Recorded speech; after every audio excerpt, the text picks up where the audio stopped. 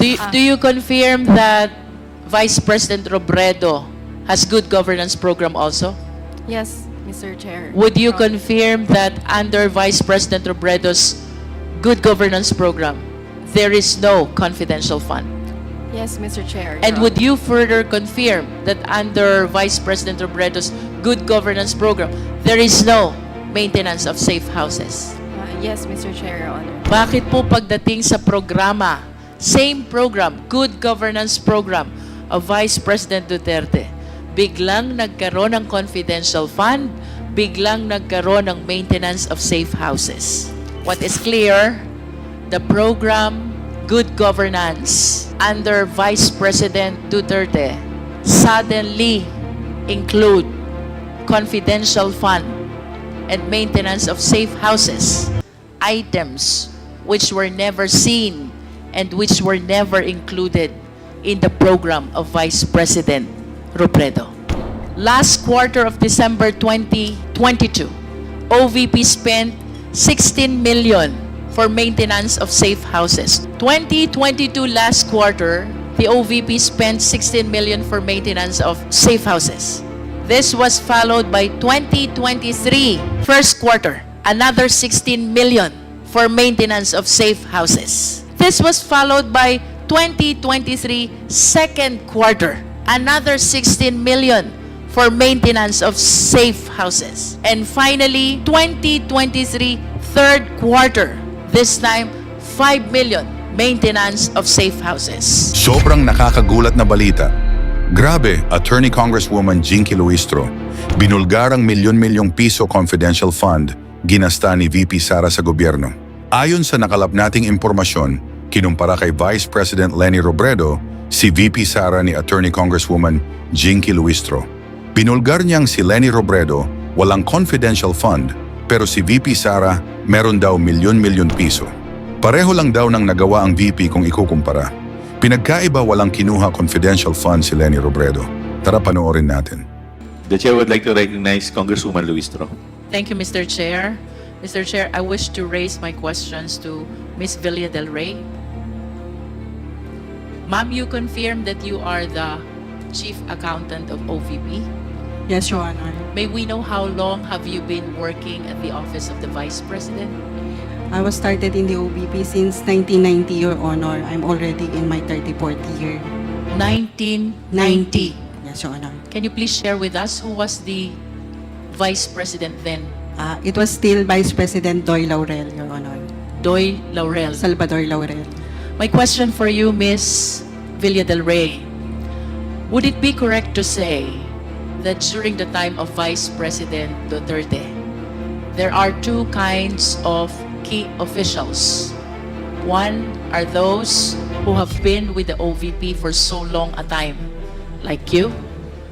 And the other kind are those who came along with the Vice President, either from the Davao City LGU or from her electoral campaign. Would that be correct? Tama po, Your Honor. Kapag sinabi po ba natin na key officials who have been with the OBP for so long a time, tama po bang tawagin to na career officials? Tama po. And with respect to those who came along with the Vice President, either from the Davao City LGU or from her electoral campaign, are these what we call the coterminous or confidential officials? Tama po, Your Honor. Just for the enlightenment of the committee, Ms. Villa Del Rey, can you please cite at least some names of the key officials of OVP who are career officials? From SG24 Division Head, Your Honor, down to rank and file, Your Honor, all other officials are coterminous or appointed officials. You said SG24 down to rank and file are career officials. Tama po, Your So Honor. would it be correct to say that if the officials are higher than SG24, these are the confidential officials? Coterminous and confidential officials, Your Honor. What is the difference, if there is any, between coterminous and confidential officials? For coterminous employees, officials, Your Honor, they are, as I understand din po ito, is within the term po of the current administration or the current Vice President. And how about confidential officials, if there's any difference? Same coterminous, Your Honor. So there is no difference at all between coterminous and confidential officials. As a matter of fact, I have observed that these two terminologies are being used interchangeably. Do you confirm that, Ms. Villa del Rey? For me, Your Honor, yes po. Okay. With respect to the confidential officials or coterminous officials, can you please name some or few officials who were brought in to the OVP by Vice President Duterte? Based on the positions, Your Honor, we have the Chief of Staff, the Assistant Chief of Staff, the Director for Operations, the Director for SMO, Director for Admin and Finance, and all other coterminous employees under the said officials. Does that include the Special Disbursing Officer? Yes, Your Honor.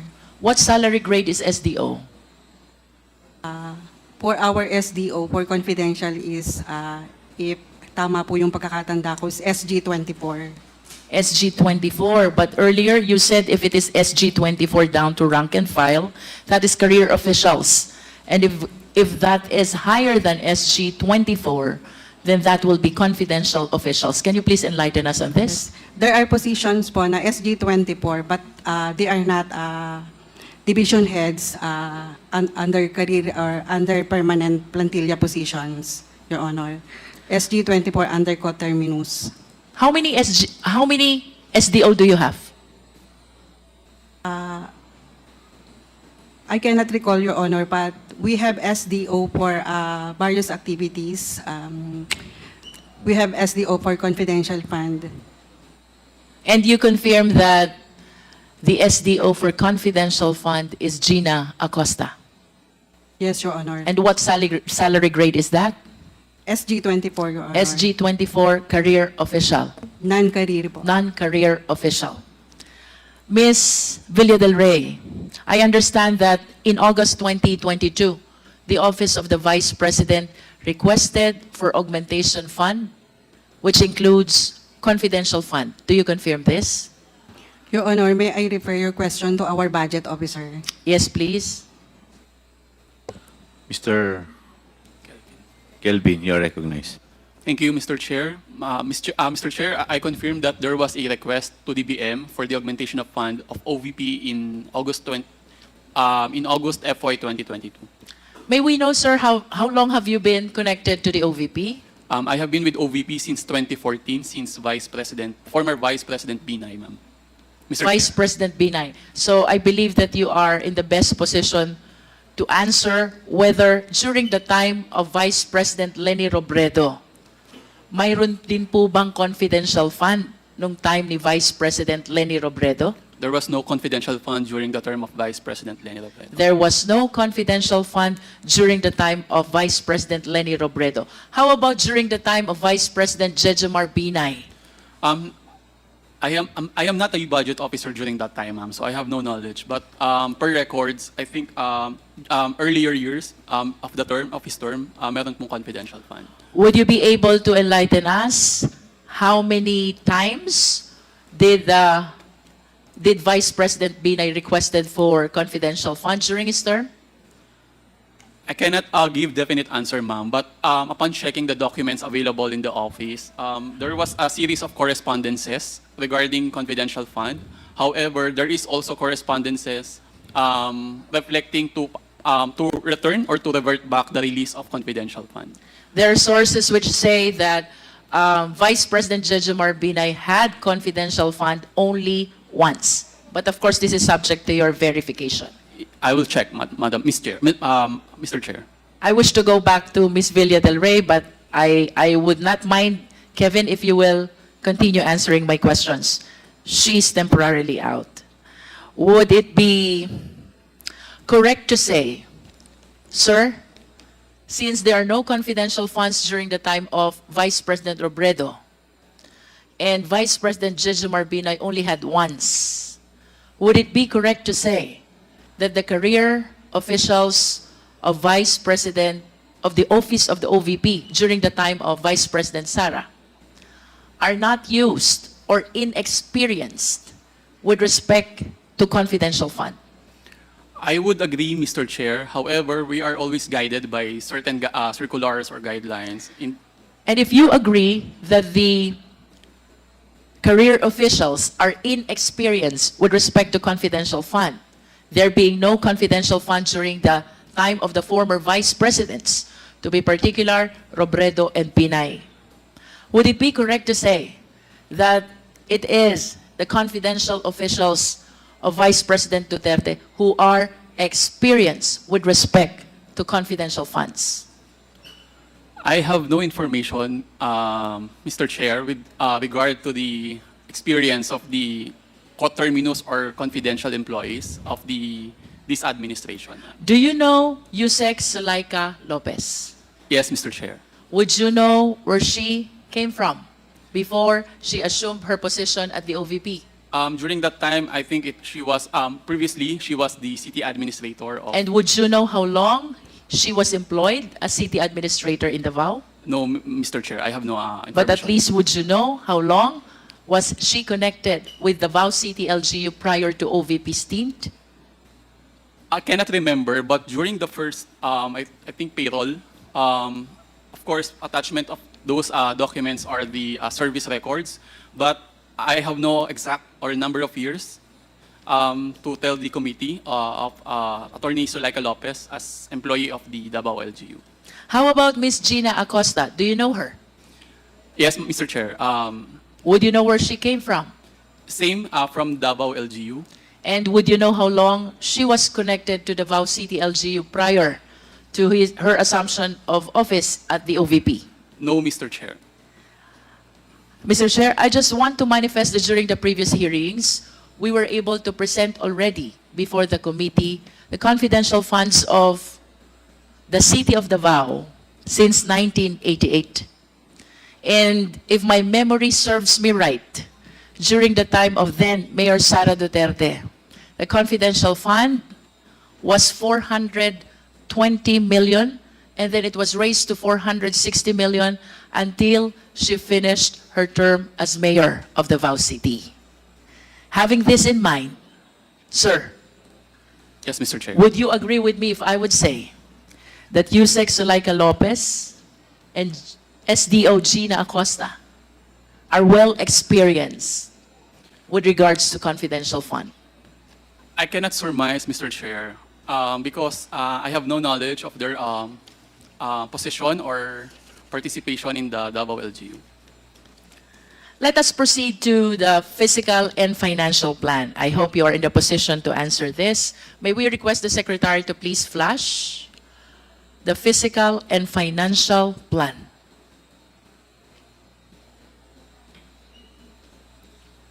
Based on this document, sir, the OVP requested for 250 million confidential funds. This is for the fourth quarter of 2022. Kaka-assume lang po ng opisina ng ating Vice Presidente. And this is for the implementation of the Good Governance Program. Do you confirm this? I confirm the document, Mr. Chair. And according to this document, the amount of 250 million confidential funds is supposed to be spent for a period of 3 months, equivalent to 90 days, representing the fourth quarter of 2022. Tama po ba? I confirm, Mr. Chair. And to be specific, that would mean October, November, and December of 2022. I agree, You Mr. confirm? Chair. And of course, you are aware also that the entire amount of 250 million was not approved. Am I correct? Yes, Mr. Chair. And what was approved by the DBM only was 125 million. Tama po? That's correct, Mr. Chair. Considering that the program that was presented to the DBM for that 250 million is 3 months, equivalent to 90 days, representing the last 3 months of the year 2022. Tama po bang sabihin that with regards to the approved 125 million confidential fund, this is supposed to be spent for a period of 1.5 months, equivalent to 45 days, part of the last quarter of 2022? I cannot tell that the amount of 125 million must be spent for 1.5 months, ma'am. But at least, sir, if we will be basing it on the fiscal and financial plan, which presented the 250 million as expenses to be incurred for the last quarter of 2022, which is equivalent to 3 months or 90 days, if the DBM approve only one half, then it is reasonable to assume that 125 million representing one half is supposed to be spent in one half number of days of the supposed 90 days. And that is 45 days. Is that a reasonable interpretation? Yes, Mr. Chair. I think It is a reasonable interpretation. Of course, we wish to manifest to the committee 250 million po ang request na confidential fund under the Good Governance Program. This is supposed to be spent during the last quarter of 2022. That is 3 months, equivalent to 90 days, and to be specific, the month of October, November, and December of the year 2022. Considering, Mr. Chair, that what was approved was only one half of the requested amount, that is 125 million, I wish to believe that this is supposed to be spent in one half of the presented period, that is 45 days or 1.5 months of the last quarter of 2022. Nonetheless, Mr. Chair, during our previous hearings, it was established already, and I wish to confirm this from our resource speaker, that 125 million confidential fund of the OVP was spent only within the period of 11 days. If we will base it on the date of check, I think it is equivalent to 11 days, ma'am, Mr. Chair. Yes, and can we please flash the next slide? There. The utilization of confidential fund, 125 million, December 21 to December 31, 2022, and that is equivalent to 11 days. Do you confirm this, sir? I confirm, Mr. Chair. Now, let us look back to the 16 million portion of the 125 million confidential fund, which was used in the maintenance or rental of safe houses. This was liquidated by the use of 34 acknowledgement receipts. Do you confirm this? I cannot confirm, Mr. Chair, because I have no participation or knowledge with regard to the disbursement or the liquidation of the I confidential understand. funds. Can we go back to Ms. Villa del Rey?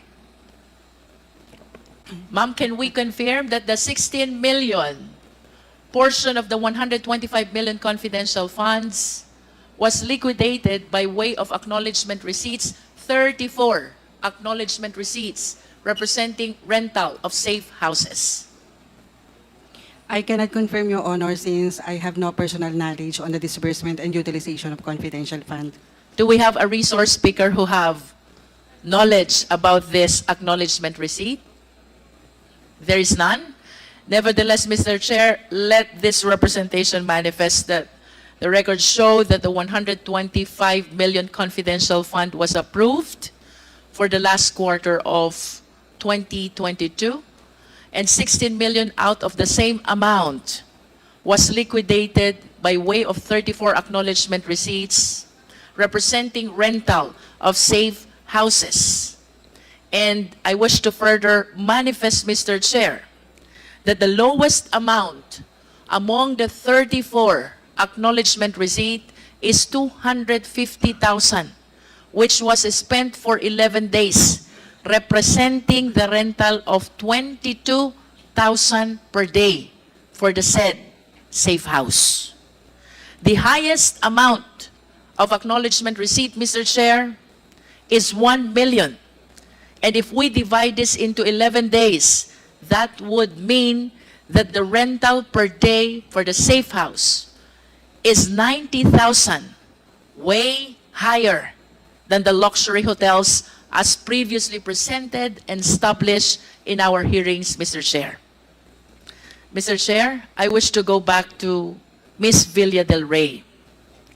Ma'am, doon po sa letter to the DVM for the request for augmentation fund, the purpose that was cited, safe implementation of various projects and activities under the Good Governance Program. Do you confirm this? I don't have knowledge of the request, Your Honor. I only have copy of the letter. Can we please flash again the physical and financial plan? At least, Ms. Villa del Rey, please confirm it from the document from the office of the OVP. It says, safe implementation of OVP. I cannot read anymore. Would you know, Ms. Villa del Rey, if during the time of Vice President Robredo, there is good governance program also? Yes, Your Honor. And under Vice President Robredo's good governance program, may kasama po ba doon na maintenance of safe houses? Wala po, Your Honor. Then can you please enlighten us? Bakit po dito sa good governance program ni Vice President Duterte, may nasamang maintenance of safe houses under confidential fund? I'm sorry, Your Honor. Wala po akong knowledge doon sa disbursement and utilization ng confidential funds. Nonetheless, Mr. Chair, I wish to manifest that although both Vice President Robredo and Vice President Duterte, Congresswoman Luistro, maybe we can ask Attorney Sanchez because I noticed that her name was included in that document. Ms. Sanchez, Attorney Sanchez, Yes, Mr. Chair, Your Honor. do you confirm that Vice President Robredo has good governance program also? Yes, Mr. Chair. Would you Your Honor. confirm that under Vice President Robredo's good governance program, there is no confidential fund? Yes, Mr. Chair. And Your would Honor. you further confirm that under Vice President Robredo's good governance program, there is no maintenance of safe houses? Yes, Mr. Chair, Your Honor. Please enlighten us. Bakit po pagdating sa programa, same program, good governance program of Vice President Duterte, biglang nagkaroon ng confidential fund, biglang nagkaroon ng maintenance of safe houses? Your Honor, the budget was proposed by the Office of the Vice President, and it would be for different programs, Your Honor. But as to the details, Your Honor, I do not have information on the specific details and items to be spent under the confidential expense. Would it Your be Honor. correct to say that the key officials of Vice President Duterte altered the menu of the good governance program of then Vice President Robredo? Mr. Chair, Your Honor, I think that would be a possible explanation, Your Honor. And are they really allowed to alter the program? Mr. Chair, Your Honor, from my understanding, Your Honor, yes, that may be allowed because in the budget of the OVP, there is a general item, Your Honor, only, which is the good governance program. In other words, Attorney Sanchez, that good governance program is just a nomenclature. It's like And a, as to what will be the menu under the good governance program, that will depend on the Vice President. Am I correct? Mr. Chair, Your Honor, that is my understanding, Your Honor. And who therefore prepared the program of the good governance program under the time of Vice President Duterte? Mr. Chair, Your Honor, that would be the Office of the Vice President, Your Honor. Can you please cite the name? Who in particular among the key officials prepared? Your Honor, I do not have the specific information on who the particular persons who prepared, but the request was submitted to the Budget Division, Your Honor. Nevertheless, Mr. Chair, in spite of the admission of Attorney Sanchez that they can alter, what is clear the program Good Governance under Vice President Duterte suddenly include confidential fund and maintenance of safe houses, items which were never seen and which were never included in the program of Vice President Robredo. Am I correct, ma'am? That is correct, Mr. Chair. Another important observation, Mr. Chair, Attorney Sanchez. Last quarter of December 2022, OVP spent 16 million for maintenance of safe houses. Do you confirm? I have no personal knowledge, Your Honor. May we know if any one of you has personal knowledge about this? Ms. Villa del Rey? None, Your Honor. Nevertheless, let me finish this manifestation. 2022 last quarter, the OVP spent 16 million for maintenance of safe houses. This was followed by 2023 first quarter, another 16 million for maintenance of safe houses. This was followed by 2023 second quarter, another 16 million for maintenance of safe houses. And finally, 2023 third quarter, this time 5 million maintenance of safe houses. The only conclusion that I can derive from 2022 last quarter to the third quarter of 2023, meron kayong informants or assets whom you are keeping in the safe houses that the OVP is renting. The question, however, is, why suddenly, pagdating ng last quarter ng 2023, wala nang expenditure for safe houses or not even for confidential fund? Saan po napunta yung informant at assets nyo which you have been keeping in your safe houses from the last quarter of 2022 to the third quarter of 2023? Yun po ba inabandon ng OVP? Yun po ba biglang nag-disappear? I understand that you have no personal knowledge, but at least please give us a reasonable interpretation of what happened. Why suddenly, in the last quarter of 2023, nawala ang maintenance ng safe houses, which means nawala din ang informants at saka assets. Where did they go? Ms. Villa del Rey? I'm sorry, Your Honor, I cannot answer the question since I don't have really knowledge of the utilization of the confidential fund. Attorney Sanchez? Your Honor, I also apologize, same as the answer of Ms. Villa del Rey, Your Honor. Mr. Kevin? Say, Mr. Chair, I have no knowledge or participation in the utilization of the confidential funds. Ms. Rabago? Same, Mr. Chair, I don't have a personal knowledge on the utilization of the confidential Ms. funds. Villa del Rey, can you at least tell us who has the personal knowledge over these matters? Based on the JC and based on the issuance of cash advance, it is the Special Disbursing Officer Who is? as the accountable officer. Can you please cite the name of the Special Disbursing Officer? As shown in the check, Your Honor, it is Ms. Gina Acosta. And apart from Ms. Gina Acosta, who else has personal knowledge over these matters? I don't have idea, Your Honor. I And you don't have confirm knowledge. that Gina Acosta, the Special Disbursing Officer, whom you described earlier as confidential official with salary grade 24, is one of those who were subpoenaed and who did not appear. Tama po ba? Tama po, Your Honor. Thank you. I have nothing further, Mr. Chair. Thank you, Congresswoman Luistro. Mr. Yes, Chair, Deputy Speaker I just J.D. wanted Suarez. to ask a question. Attorney Sanchez, yung binanggit po ni Congressman Luistro na Special Disbursement Officer, ano pong pangalan niya?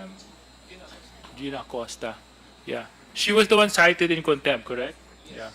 Along with Fajarda. Okay. Okay. I just wanted to get that clear. Thank you very much. Ngayon, ikaw bilang Pilipino, ano ang masasabi mo at reaksyon sa balitang ito? Mag-iwan ka ng komento sa ibaba at atin pong babasahin isa-isa.